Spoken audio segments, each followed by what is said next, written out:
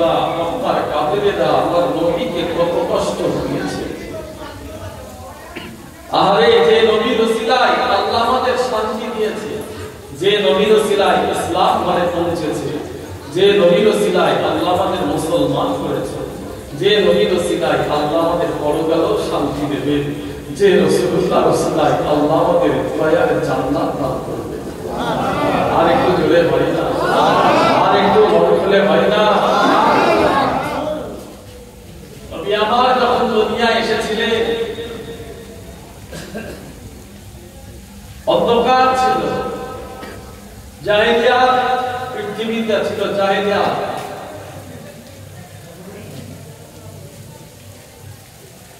দুনিয়ায় শান্তি ছিল না, মানবতা ছিল না, মানবতা খুন খারাপি সারা পৃথিবীতে ছড়িয়ে দিয়েছিল। নারী হত্যা, কারোর বাড়িতে যদি মেয়ে জন্ম দিত, যে দিত দাফন করে দেওয়া হতো, এই জুলুমটা পৃথিবীতে ছড়িয়ে দিয়েছিল। আমার ভাইজানেরা, নবী ছাড়া পৃথিবীটা কেমন ছিল? মদিনা শরীফ থেকে 1000 কিলোমিটার দূরে একটা বাদশা ছিল, সেই বাদশার উপরে কারো কথা বলার ক্ষমতা ছিল না। বাদশা হুকুম জারি করেছে, আমার এলাকায় যদি কোনো নারী মেয়ের বিয়ে হয় আমার কাছে আসতে হবে, 1 সপ্তাহ করে 10 দিন করে থাকতে হবে। নাউজুবিল্লাহ, সবাই বলে নাউজুবিল্লাহ।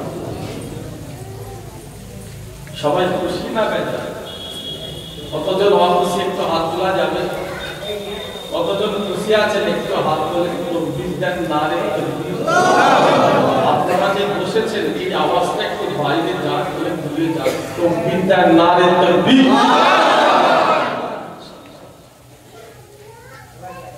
আজও আফ্রিকায়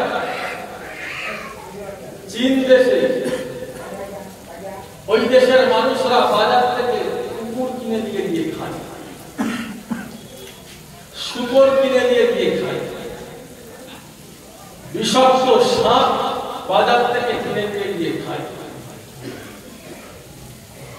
আর নবী যখন দুনিয়ায় ছিলেন না, জ্যান্ত মানুষকে কেটে বাজারে বিক্রি করা হতো, আর ওই মানুষ কেটে নিয়ে গিয়ে বাজার থেকে কিনে দিয়ে গিয়ে বাড়িতে রান্না করে খেত। নবী এসে মানুষকে দিলেন, দুনিয়াকে দিলেন, বিশ্ব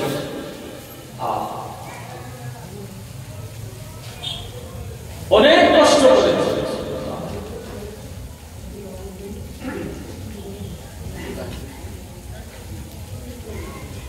আপনার এলাকায় যদি কোন রাজনৈতিক নেতা ভোট চাইতে আসে, জনগণ বলে আপনাকে আমরা ভোট দিয়ে জিতাবো, তার পরিপ্রেক্ষিতে আপনারা ভোটে জিতে গেলে মানুষের জন্য কাজ করেছেন। এই কথা বলছেন, সবাই বসে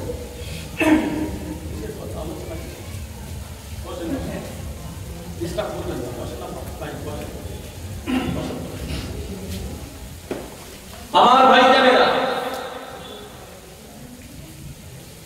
আপনি ভোটে জিতে গেলে মানুষের জন্য কি কাজ করেন? নেতা বলে তোমরা আমাকে ভোট দিয়ে জিতাও, আমি জনগণের জন্য শিক্ষার ব্যবস্থা করে দেব, স্বাস্থ্যের ব্যবস্থা করে দেব, রাস্তা বানিয়ে দেব, লাইটের ব্যবস্থা করে দেব, তোমাদের সবসময় সুখে দুঃখে আমি তোমাদের পাশে থাকব। নবী আমার যখন আরবে আসে, মক্কা মদিনায় আসে, নবী আমার মক্কা মদিনায় এসে আরবে এসে বললেন তোমরা আমাকে নবী বলে মেনে নাও, নেতা হিসাবে মেনে নাও। মক্কার মানুষ বললেন মুহাম্মদ, বলে সবাই বলে মুহাম্মদ সাল্লাল্লাহু আলাইহি ওয়াসাল্লাম, আপনাকে আমরা নবী বলে মেনে নেব, নেতা হিসাবে মেনে নেব, তার পরিপ্রেক্ষিতে আপনি মানুষের জন্য মুসলমান ঘরের ছেলেরা, নবীর উম্মতেরা, ও আমার ভাইজানেরা, বিশ্ব নবী বলেছিলেন তোমরা আমাকে নবী বলে মেনে নাও, আমি বিশ্ব নবী তোমাদের শান্তি ফিরিয়ে দেব। আমি বিশ্ব নবী তোমাদের ইজ্জত সম্মান ফিরিয়ে দেব। আমি রাসূলুল্লাহকে নবী বলে মেনে নাও। আমি রাসূলুল্লাহ তোমাদের খুন খারাপি হত্যা বন্ধ করে দেব। সারা দুনিয়ায় শান্তি ফিরাবো। মানুষের ভালোবাসা মায়া মহব্বত আমি নবী ফিরিয়ে দেব। তোমরা আমাকে নবী বলে মেনে নাও। আমি বিশ্ব নবী নারীদের ইজ্জত ফিরিয়ে দেব, নারীদের সম্মান ফিরিয়ে দেব। তোমরা আমাকে নবী বলে মেনে নাও। যে কোনো ধর্মের মানুষ হোক না কেন, হিন্দু হোক, মুসলমান হোক, শিখ হোক, ইসাই হোক, প্রত্যেক ধর্মের মানুষের সম্মান আমি রাসূলুল্লাহ ফিরিয়ে দেব।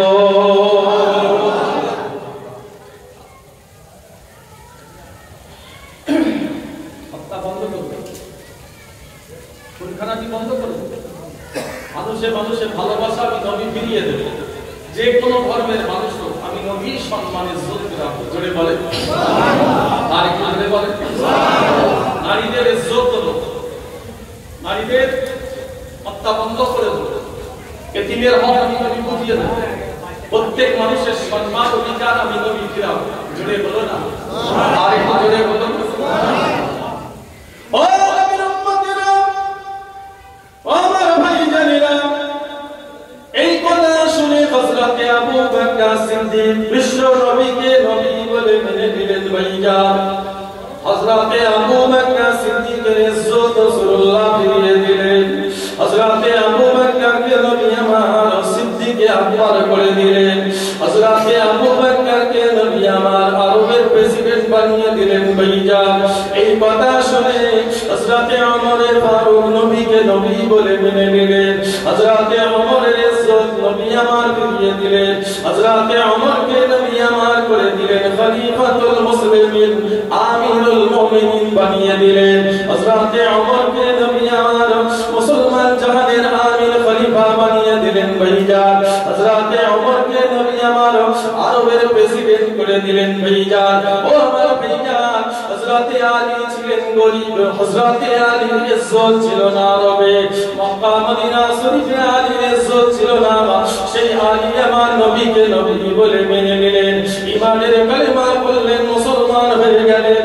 সেই আলীর ইজ্জত নবী ফিরিয়ে দিলেন, নিজের বাড়ির জামাই করে নিলেন। ও আমার ভাইজান, নবীর উম্মতেরা, আমার ভাইজানেরা, হযরত বিলালের কাবা শরীফে দাঁড়াবার ক্ষমতা ছিল না। বিলাল কাবায় ঢুকতে পারতো না, কেননা বিলাল ছিল গরীব, বিলাল ছিল হাবশী, বিলাল ছিল গোলাম। সেই বিলালের ইজ্জত মক্কা মদিনায় ছিল না। আবু জেহেল, আবু লাহাব, উতবা, সাইবা বিলালকে মারতো, বিলালকে তাড়িয়ে দিত, কেননা বিলাল ছিল গরীব, বিলাল ছিল হাবশী, বিলাল ছিল গোলাম। সেই বিলালের ইজ্জত মক্কায় কাবা শরীফে ছিল না। সেই বিলাল আমার নবীকে নবী বলে মানলেন, ঈমানের কালেমা বললেন, মুসলমান হয়ে গেলেন।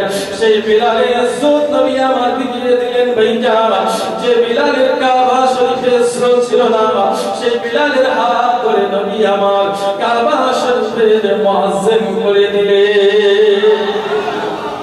আরেকটু জোরে সুবহানাল্লাহ, আরেকটু জোরে সুবহানাল্লাহ, নারে তাকবীর।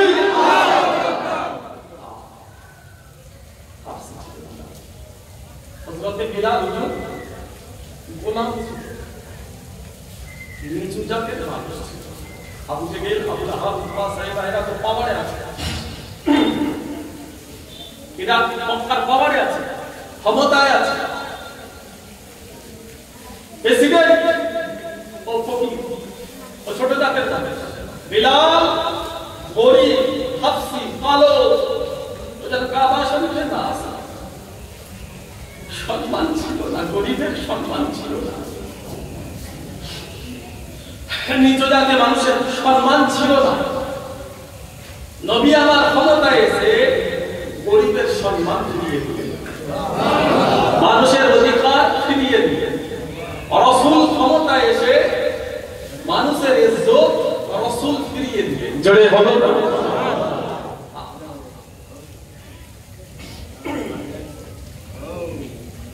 যে নবীকে মক্কা ছাড়তে হয়েছে, কাবা শরীফ ছাড়তে হয়েছে, নবী ভেবেছিলেন মনে হয় আমি মক্কা শরীফে কাবা শরীফে আসতে পারবো। ঢুকতে পারবো না। ইজ্জত দিবার মালিক কে? আল্লাহ। এত আসতে বলছেন কেন? আল্লাহ। নবী ইজ্জত দিয়েছেন আল্লাহ। জোরে বলেন সুবহানাল্লাহ।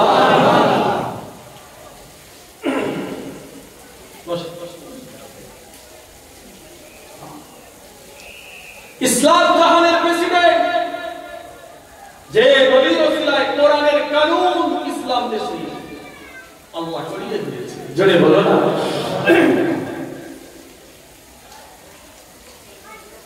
ও যুবকেরা, ও আমার ভাইজানেরা, নবী আমার একজনকে প্রেসিডেন্ট করলেন ভাইজান। ইয়ামান দেশের প্রেসিডেন্ট বিশ্ব নবী বানিয়ে দিলেন হযরতে মুআজ ইবনে জাবাল। বিশ্ব নবী ইয়ামান দেশের প্রেসিডেন্ট করে দিলেন। নবী আমার বিদায় নিচ্ছেন মদিনা শরীফ থেকে। বিদায় দিতে দিতে মদিনা মুনাওয়ারা পার হয়ে গেলেন।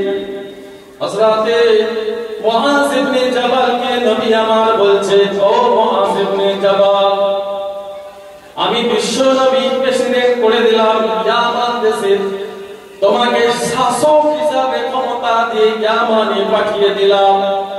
তোমার অনেক শক্তি, তোমার অনেক ক্ষমতা, খবরদার কোনো মানুষকে কষ্ট দেবে না, কোনো মানুষের উপরে জুলুম করবে না।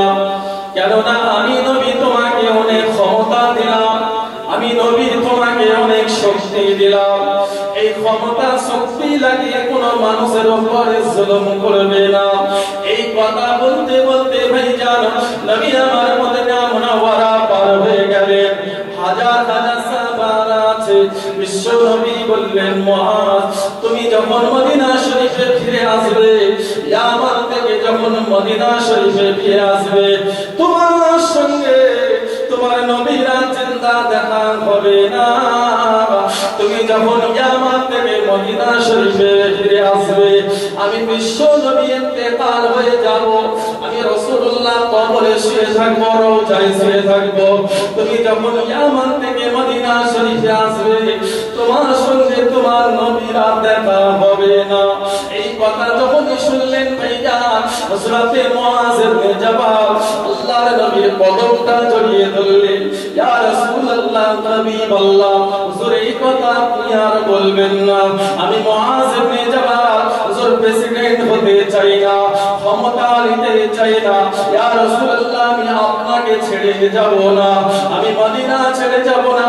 নবী আমার বললেন, না না, আমি তোমাকে হুকুম দিলাম, চলে যাও। আল্লাহর নবীর হুকুম অমান্য করা যাবে না ভাইজান। আদব হলো সবথেকে বড় জিনিস, রাসূলুল্লাহ বলে দিয়েছে। হযরতে মুআজ ইবনে জাবাল হাঁটতে শুরু করে দিলেন ভাইজান। ও জামানের উম্মতেরা, ও আমার ভাইজানেরা, নবী আমার বললেন, মুআজ, আপনি থাকবেন ইয়ামান দেশে, আমি থাকবো মদিনায়। যেই দেশে থাকেন না কেন, আপনি যতদিন বেঁচে থাকবেন আল্লাহর কোরআন মানবে, আমি রাসূলুল্লাহ সুন্নাত মানবে। যেখানেই থাকেন না কেন, আমি বিশ্ব নবী আপনার সঙ্গী হয়ে যাব।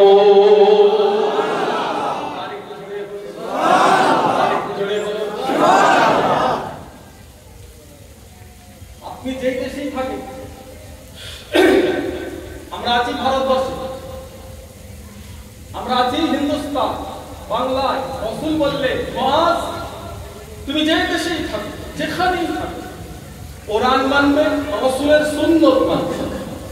আপনার সঙ্গে আমার দূরত্ব হয়ে গেছে। আপনি থাকবেন ইয়ামান, আমি থাকবো মদিনা, তুমি থাকবে হিন্দুস্তান, যেখানেই থাকো বিশ্ব নবী বলছেন কোরআন মানবে, রাসূলের সুন্নাত মানবে। আমি নবী তোমার সাথে সব সময় থাকবো। জোরে বলুন।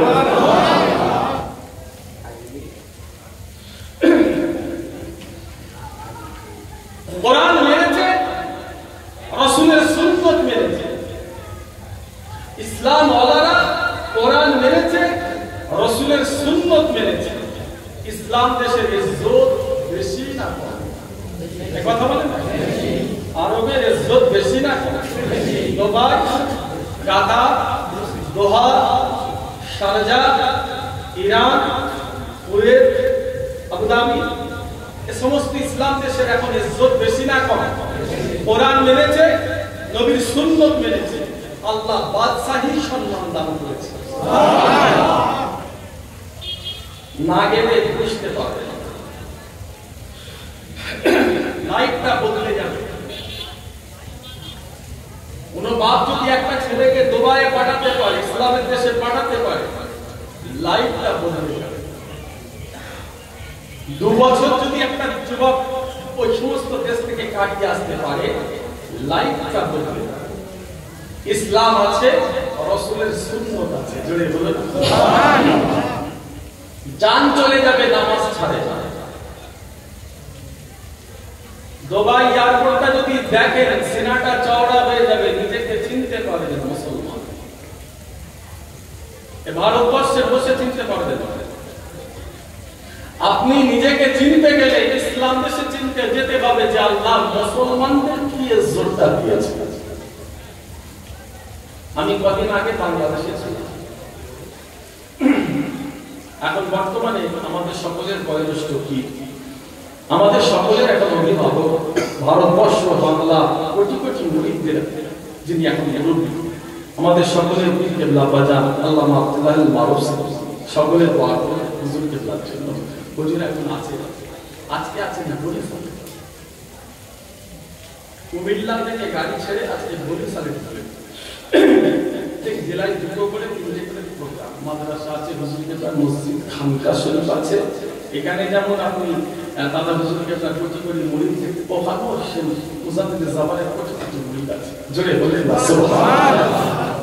প্রত্যেক জেলায় জেলায় 2-3 করে হুজুর কিবলার প্রোগ্রাম রেখেছে। আমি 22 জানুয়ারি চলেছি চাঁদপুর, কুমিল্লা, নোয়াখালী, চিটাগাং, হবিগঞ্জ, ব্রাহ্মণবাড়িয়া, একটা করে প্রোগ্রাম করেছি। যখন বিদায় দিচ্ছি, মুজাদ্দিদ জামান সিলসিলার মুরিদগুলো যখন কাঁদছে, এটা দেখে আপনি যদি দেখেন চোখটা ফেটে পানি বের হবে। গাড়িটা যতক্ষণ পর্যন্ত চোখের আড়াল না হচ্ছে, দাঁড়িয়ে কান্না যদি দেখেন, কলিজাটা ফেটে যাবে। মুজাদ্দিদ জামানকে ভালোবাসে, জোরে বলেন সুবহানাল্লাহ।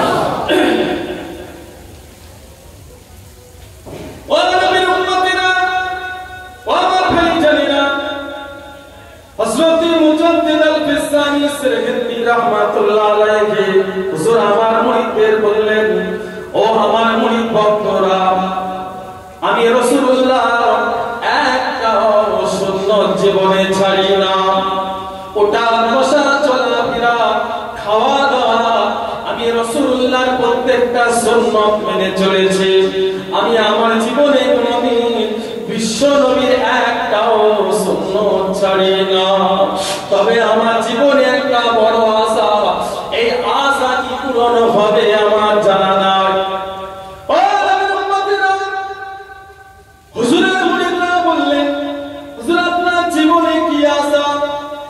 হযরত মুজাদ্দিদ আল-ফিসানি বললেন, আমার জীবনে আশা হলো নবী আমার ইন্তেকাল হয়েছে 63 বছরে, আমার সেই নবীর সুন্নাতটা যদি আদায় হয়ে যেত, আমার মনের আরজু পূরণ হয়ে যেত। আরেকটু জোরে বলেন, ও নবীর উম্মতেরা, জীবনে কোনদিন নবীর একটা সুন্নাত ছাড়ি না ভাইরা, প্রত্যেকটা নবীর সুন্নাত মেনেছে। আরজু ছিল নবীর ইন্তেকাল 63 বছরে হয়েছে, হুজুরের ইন্তেকাল যদি 63 বছরে হয়ে যেত, হুজুরের মনের আরজু পূরণ হয়ে যেত। আল্লাহ বললেন, মুজাদ্দিদ আল-ফিসানি, আপনার মনের আরজু আমি আল্লাহ পূরণ করে দিলাম।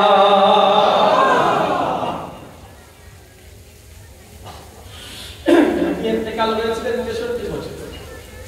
হযরত মুজাদ্দিদ আল-ফিসানি রাসূলুল্লাহর প্রত্যেকটা সুন্নাত মেনে চলেছে। খাওয়া দাওয়া, ওঠা বসা, চলাফেরা, নবীর একটাও সুন্নাত ছাড়েনি। জীবনের আরজু, রাসূল ইন্তেকাল হয়েছে 63 বছরে, আমারও মৃত্যুটা যদি 63 বছরে হতো, আমার এই সুন্নাত নবীর আদায় হতো। জোরে বলো না সুবহানাল্লাহ। কি ভালোবাসা রাসূলের আশা, নবীর আশা। টুপি পরা হলো নবী রাসূল জীবনে হজ করেছিলেন কবার ভাই? একবার। এই কথা বলেন একবার। মুসলমানদের জন্য হজ করা ফরজ। রাসূলুল্লাহ জীবনে হজ করেছিলেন একবার। নবী আমার বললেন মেনে নাও লান তাদিল্লু, মেনে নাও কিতাবুল্লাহ ওয়া সুন্নাত রাসূল, আল্লাহর কিতাব নবীর সুন্নাত। মুসলমান যদি কিতাব কোরআন শরীফ নবীর সুন্নাত মেনে চলেন, নবী বলেছেন ঈমান নষ্ট হবে না। জোরে বলেন সুবহানাল্লাহ। আর একটু জোরে বলেন সুবহানাল্লাহ। কতজন নবীর সুন্নাত মানে? এক কথা বলেন, কতজন কোরআন মানে? গুনাহ করে কিছু ভাই এমন হয়ে গেছে, গুনাহটা তার জন্য আর কিছু ব্যাপার না। ঠিক বলছি না? কিছু কিছু ভাই গুনাহ করে এমন হয়ে গেছে, গুনাহ আর তার জন্য কোনো ব্যাপার না। বাড়িতে রং করেন তো, বাড়িতে রং মিস্ত্রি রং করে তো, বাড়িতে যখন মিস্ত্রি রং করে একটা নির্দিষ্ট পোশাক আছে, একটা নির্দিষ্ট পোশাক আছে। ভালো পোশাক পরে ওই রং করার পোশাকটা পরে নেয়, কারণ ওই রং করার পোশাকে অনেক রকমের রং আছে। আচ্ছা, আরো যদি 10টা রং পরে যায় কোনো কি অসুবিধা আছে? সবাই বলে আরো 10টা পরে গেল কোনো প্রবলেম? তার পোশাকটাই 10টা, তার পোশাকটাই তো রঙের কালার, আরো 10টা পরলো, আরো 10টা পরলো, তার কোনো অসুবিধা নেই। কিছু কিছু ভাই আছে গুনাহ করে এমন হয়ে গেছে, রং করার পোশাকের মধ্যে গুনাহটা তার কাছে আর কিছু ব্যাপার না। সকাল থেকে শোয়া পর্যন্ত গুনাহ হয়েই যাচ্ছে, আরো হচ্ছে, তার খেয়ালই না।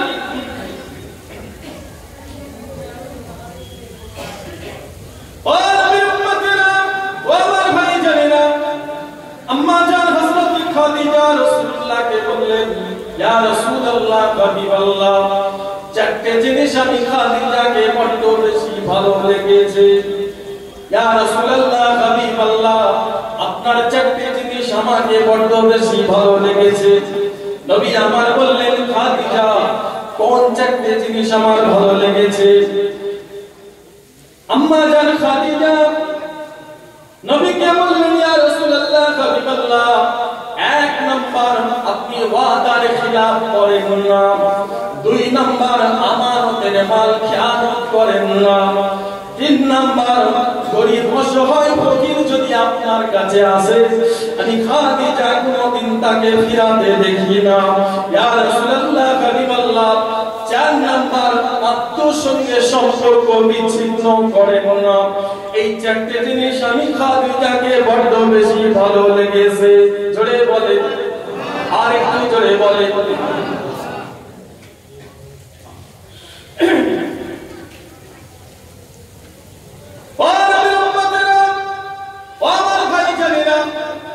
নবী আমার জীবনে ওয়াদার খিলাফ করেন না, আমানতের মাল খেয়ানত করেন না, গরীব অসহায় ফকিরকে নবী কোনদিন ফিরিয়ে দেননি ভাইজান। রোগগ্রস্ত মানুষের কাছ থেকে নবী আমার কোনদিন সরে যান না। আত্মীয়র সঙ্গে সম্পর্ক বিশ্ব নবী কোনদিন বিচ্ছিন্ন করেন না।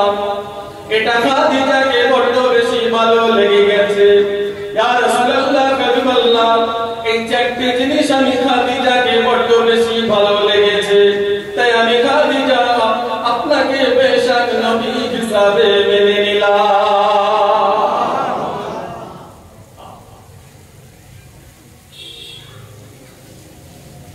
রাজাকে পবিত্র করতে বেশি সময় লাগে না। আল্লাহ অসহায় গরীব সরে যাবেন না, ভালোবাসবেন মানুষকে। রোগগ্রস্ত মানুষ, বিমারি মানুষ সরে যাবেন না। বড় রোগ হয়েছে, পাশের বাড়ির মানুষ সরে যাবেন না। আপনার পয়সা আছে, আপনার রোজগার আছে, আপনার কাজ শক্তি ক্ষমতা আছে, দূরে ঠেলে দেবেন না। আপনার পয়সা আছে কিন্তু আপনি গরিব হতে বেশি সময় লাগবে না। ওর অনেক পয়সা ছিল, এখনো গরিব হয়ে গেছে। বড় একটা রোগ দিয়েছে আল্লাহ, যে রোগগুলো যদি মানুষের শরীরে এসে যায় রাজভান্ডা খালি হয়ে যাবে। কি বলছিলাম? ক্যান্সার হলো কঠিন রোগ, ক্যান্সার কঠিন রোগ। কারো যদি কিডনিটা নষ্ট হয়ে যায় রাজ পয়সা ক্ষমতা শক্তি শেষ হয়ে যাবে। ক্যান্সারের মতো রোগ কিডনি যদি খারাপ হয় এই রোগের সঙ্গে মোকাবেলা করার মতো আমাদের ক্ষমতা নাই। আমরা গরিব, আমরা গরিব, ক্যান্সারের সঙ্গে মোকাবেলা করার মতো আমাদের সে ক্ষমতা নাই, আমরা গরিব। আল্লাহ এই সমস্ত বড় বড় রোগ থেকে আপনি আমাদের হেফাজত করেন। সকলে বলেন না বলুন আল্লাহ আমিন। রাসূল শুনে যান না খাদিজা আম্মাজান খাদিজা নবীর সঙ্গী ইসলামের প্রথম যিনি ঈমানের কালেমা পড়ে মুসলমান হয়েছিলেন। 3 বছর নবীর সঙ্গে জেলেতে ছিলেন, 63 বছর রাসূল পৃথিবীতে ছিলেন। এর মধ্যে 3 বছর আম্মাজান খাদিজাকে নিয়ে রাসূল জেলের ভিতরে ছিলেন। কাফিরেরা রাসূলুল্লাহকে জেলের ভিতরে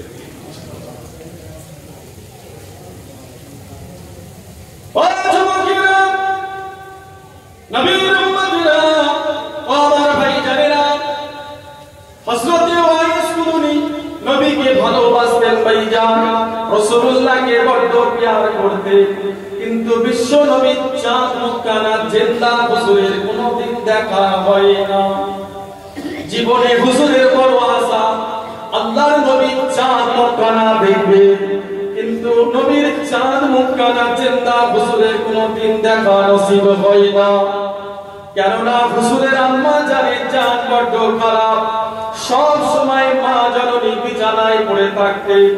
মাকে ছেড়ে হুজুর কোথাও যেতে পারে না, সব সময় হুজুর মায়ের খেদমতে পড়ে থাকতেন। জীবনে কোনদিন নবীর চাঁদ মুখখানা জিন্দা হুজুরের দেখা হয় না। ও আমার ভাইজান, হুজুরের দেশ থেকে কিছু মানুষ বিশ্ব নবীর দরবারে আসে, আল্লাহর নবীর দরবারে আসে। হুজুরের দেশের মানুষ হুজুর আমার বললে বিশ্ব নবীর দরবারে গিয়ে বলবে আমার নবীর চাঁদ মুখখানা দেখার বড় শখ, আমার রাসূলুল্লাহ জিন্দা চেহারা দেখার বড় শখ, কিন্তু নবীর নূরানী চেহারা আমার দেখা নসিব হলো না। মা জননীকে ছেড়ে আমি আমার নবীর দরবারে যেতে পারলাম না। তবে নবী যদি একবার আমাকে হুকুম দেয় আমি আমার মাকে ছেড়ে বিশ্ব নবীর দরবারে একবার যাব। আম্মা জান হযরত ওয়াইস বলেন শরীর খুব অসুস্থ, জান খারাপ, আম্মা জান সবসময় খেয়ে পড়ে জোরে বললেন না সুবহানাল্লাহ। রাসূলুল্লাহর কাছে হুজুর যেতে পারছে, জীবনের বড় শখ। ইনার দেশ থেকে একবার যদি মদিনায় যেতে পারতাম, নবীর চাঁদ মুখখানা যেতে একবার দেখা, কিন্তু মাটাকে ছেড়ে হুজুর যেতে পারেন না। মায়ের দোয়া, বাপ মায়ের দোয়া বড় দোয়া, জোরে বললেন না সুবহানাল্লাহ। আর একটু জান ধরে বলেন না বাপ মায়ের দোয়া বড় দোয়া। যে দোয়া চাইলে আল্লাহর দরবারে আগে করে কোনো বর্ডার থাকে না। বাপ মা যদি সন্তানের জন্য দোয়া চাই মাঝখানে কোনো বর্ডার থাকে না। আর বদদোয়া যদি করে দেয় সন্তানের জন্য ওই বদদোয়া আল্লাহর দরবারে কবুল হবে। ইয়াদ করবেন না। আম্মাজান খাদিজা বলছেন ইয়া রাসূলুল্লাহ 4 নাম্বার আত্মীয়র সঙ্গে সম্পর্ক বিচ্ছিন্ন করে। আমি খাদিজাকে এটা খুব ভালো লেগেছে, জোরে বলবেন না সুবহানাল্লাহ।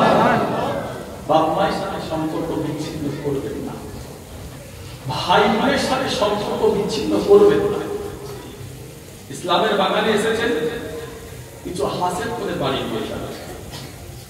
নবীর পক্ষে কোরআনের পক্ষে আলোচনা, যেটা কবুলিয়াতের কারণে শুনলে আল্লাহ কবুল করে, জোরে বলেন আর একটু জোরে বলেন। ও নবীর উম্মতিরা, ও আমার ভাইজানেরা, নবী আমার বললেন সাহাবারা আমি নবী ইন্তেকাল হয়ে যাব, আমার ইন্তেকালের পরে একজনের সঙ্গে তোমাদের দেখা হবে, নাম হলো ওয়াইস কুরুনি।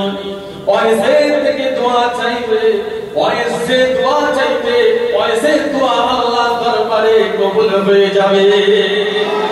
আরেকটু জোরে বলেন ও আমার সাহাবারা, পয়সা মুনাবি নবীর আশিক, ঠিক কেমন ইচ্ছে তার আম্মা জানেরও আছে।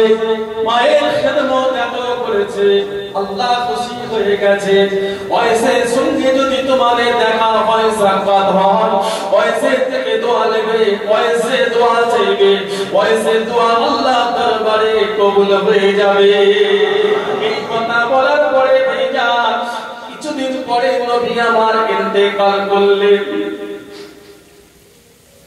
আল্লাহর নবীর ইন্তেকালের বেশ কিছুদিন পরে হুজুরের আম্মা জান ইন্তেকাল করলেন। নবীও চলে গেছে, মা জননীও চলে গেছে, মায়ের খেদমত করার মতো হুজুরের কেউ নাই। তাই হযরত ওয়াইস বিশ্ব নবীর দরবারে রওনা দিলেন। ভাইজান মদিনা শরীফে হুজুর রওনা দিয়ে দিলেন। অপরিচিত জায়গা, জীবনে কোনদিন হুজুর মদিনা শরীফে আসেন না। একবার এদিকে যান, একবার ওদিকে যান।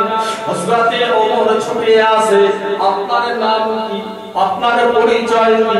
হুজুর আমার বললেন, আমার নাম হলো ওয়াইস, আমার নাম হলো ওয়াইস করনি। এই কথা যখন হযরতে ওমর শুনতে পেলেন, হাত দুটো তুলে দোয়া চাইতে শুরু করে দিলেন। ও ওয়াইস, আপনি আমার জন্য দোয়া চান, আপনি আমার জন্য দোয়া চান। নবী আমার বলে গেছে, ওয়াইসে দোয়া চাইবে, ওয়াইসে দোয়া আল্লাহ কবুল করে নেবে। এই কথা যখনই ভাইজান হযরতে ওয়াইসের করবি শুনতে পেলেন, হযরতে ওমরকে বলে, লজ্জা দেবেন না, আপনি আমাকে লজ্জা দেবেন না। আপনি নবীর একজন বড় সাহাবী, রাসূলুল্লাহ আপনাকে জান্নাতি বলে ঘোষণা দিয়ে গেছে। বিশ্ব নবীকে আপনি নবী বলে মেনেছেন, বিশ্ব নবীর চাঁদ মুখখানা আপনি দেখেছেন। এইভাবে আমাকে লজ্জা দেবেন না, আমি বড় বড় গুনাহগার, আপনি আমাকে লজ্জা দেবেন না। ও ভাইজানেরা, নবীর উম্মতেরা, হযরত ওয়াইস কুরনিকে হযরত ওমর বললেন, ওয়াইস আপনি যেমন নবীর আছে, আপনি ঠিক তেমনি আপনার মা জননীরও আছে। আমার নবী বলে গেছে, আপনি যে দোয়া আল্লাহ থেকে চাইবেন, আপনার সেই দোয়া আল্লাহ দরবারে কবুল হয়ে যাবে।